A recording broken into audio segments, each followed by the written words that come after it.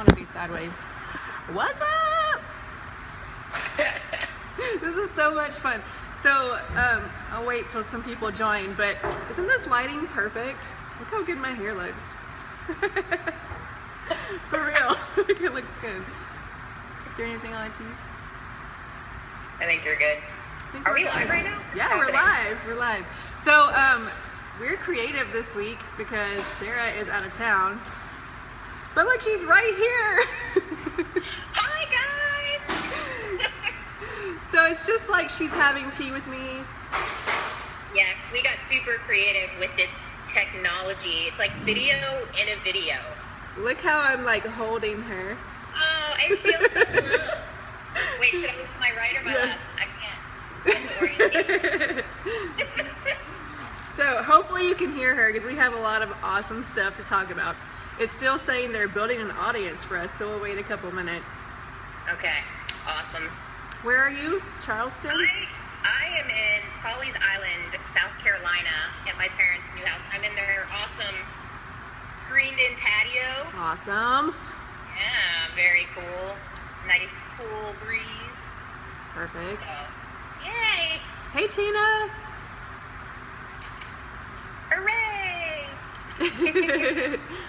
So I'm live on my Facebook page today. I know I have a lot more friends on my personal page, but I really want them all to come over here and like my fitness page. So I'm going to keep doing live on my fitness page, and then I'll share it with my personal page, but really just trying to build this audience over here. Yes, and I'm usually on my page as well, but due to technological challenges, I didn't think involving another device would be the best situation. Are you like making it like I'm talking? You're dancing. So I will also be sharing it on my personal page as well once we're done. Awesome. Yay. So last week we talked about hydration. Who's got their water? Got my water. I heard from a lot of you that you were drinking extra water this past week, so that is super exciting. Oh yes, I had definitely a lot of people commenting they were drinking more water. I love it. Nice. I love it. Hopefully some people bought some cool new water bottles because that makes it really fun to drink water too. To have a fun water bottle. Yay! Oh, I just made you really short. It's like real life. Right? This is my friend Sara.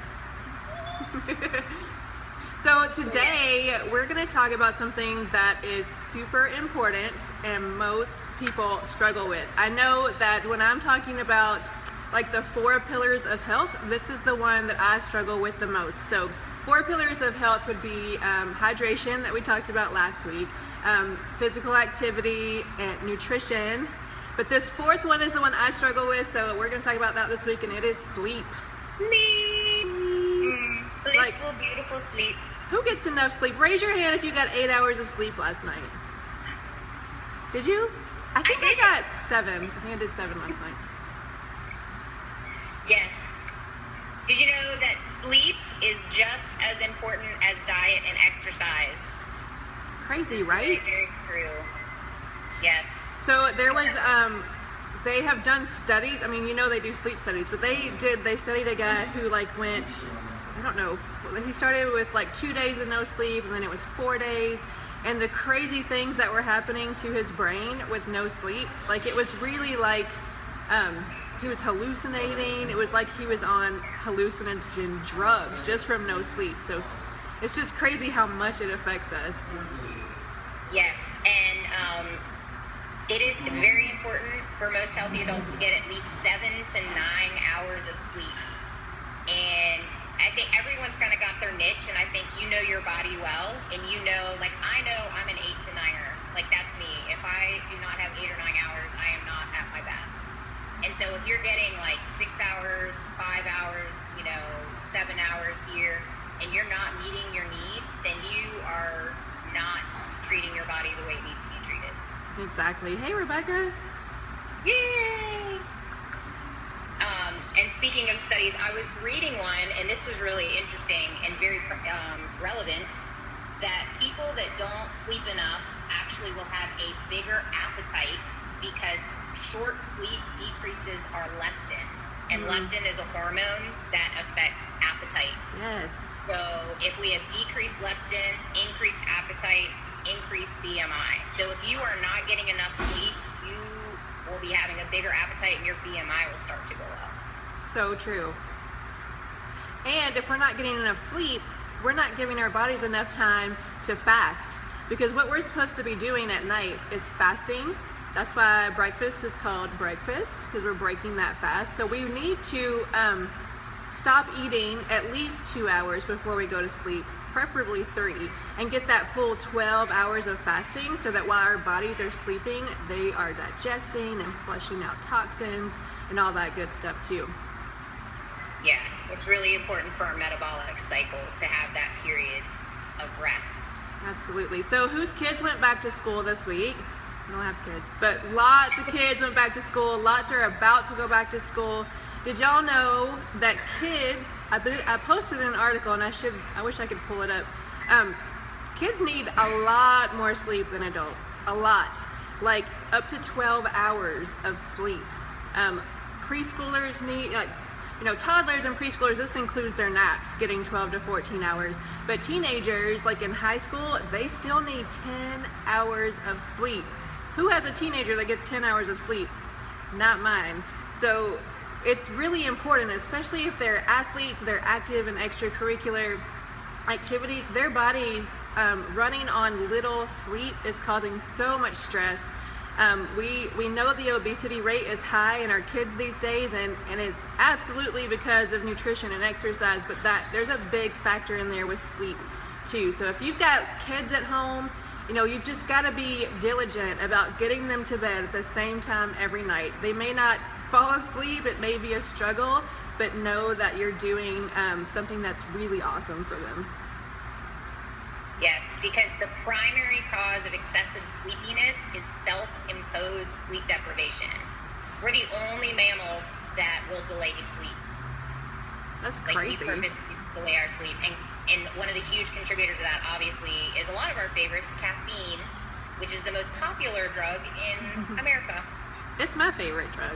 Yes. But you got to figure, caffeine, we're like forcing our bodies to be in a state of alertness, but it's false. And so you're disrupting your natural sleep, rhythms and your melatonin cycles every time we put caffeine in our bodies. So if you're feeling sleepy and you're drinking caffeine to stay awake, you're just perpetuating the problem. Rather than, it's okay for grown-ups to take a 20 to 30 minute nap in the middle of the day. Or that 2 natural hours. lull, they call that like a lunchtime lull, that 2 p.m. sleepiness, it's actually common because at 2 a.m. and 2 p.m. is like falls with our melatonin cycles, so we just are naturally going to get sleepy. So if you can, have a little 20-minute nap. That's super awesome. They do that in other countries. They take nap breaks during the workday in other countries. It's They do. America is one of those. We're a really lazy country, but we don't love sleep. And we need to fall back in love with sleep. So there's some great ways to help us fall asleep. One of the ways is to put your devices away. Who sits on their phone in bed, right? Checking your social media or even reading a book on your device. While reading is great to help you sleep, reading on a device does not have the same effect because of the light from your device. What did they say? Try to have it 1 hour of no screen time before bed. Right. Like who's watching TV to fall asleep. Yeah, I'm guilty of all of those. Yes.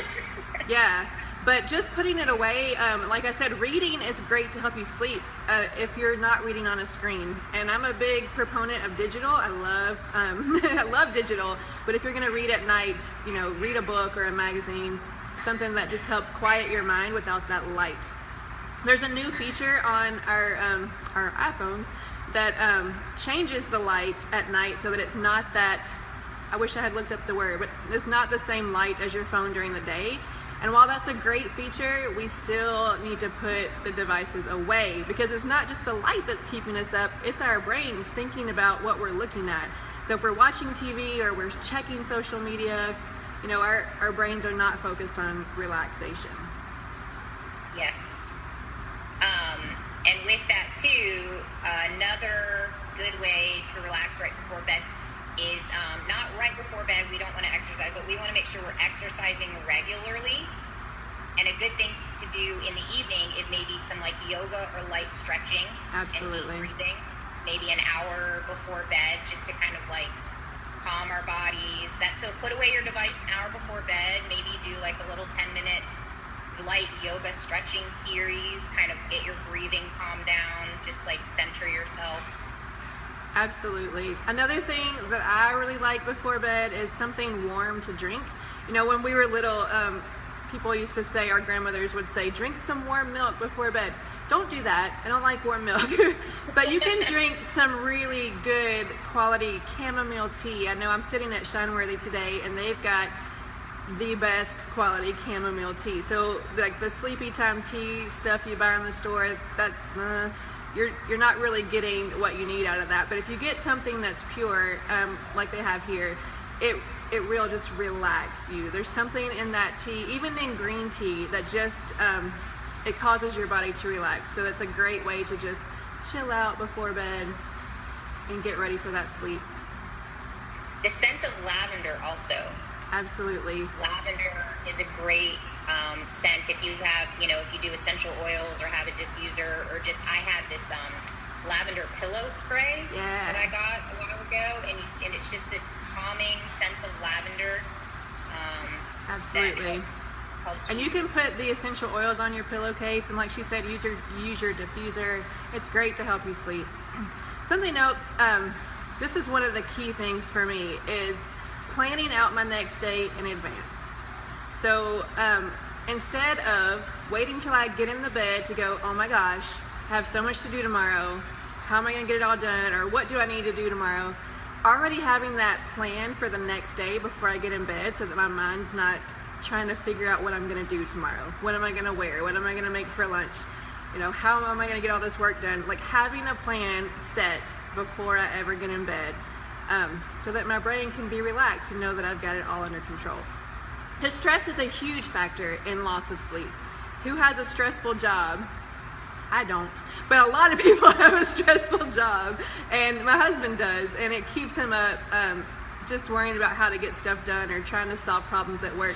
And I know it's hard to turn it off and not bring your work home with you, but you have to figure out ways to do that. And like Sara was talking about, the stretching, the yoga, the breathing exercise, getting some meditation in, all of that stuff just helps clear your mind and makes it stress-free so you can sleep. Yes. And it really is, it all kind of feeds in together, If we're able to get enough sleep, then we're going to be able to be more productive, we're going to get more done, which is going to reduce my Aunt Marcia. Then we're going to reduce our stress levels so that we'll be able to sleep better. So you can see how it all just kind of fits together.